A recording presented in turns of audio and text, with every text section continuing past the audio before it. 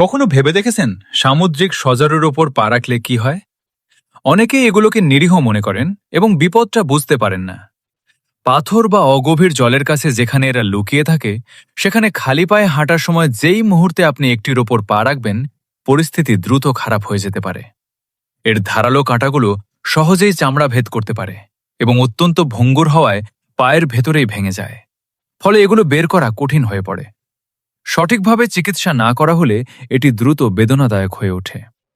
তাহলে সামুদ্রিক সজারুর ওপর পা রাখলে আপনার কি করা উচিত?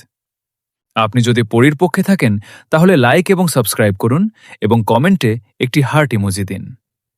যদি আপনি এর ওপর পা রাখেন, শান্ত থাকুন এবং আঘাতপ্রাপ্ত স্থানে চাপ দেওয়া থেকে বিরত থাকুন।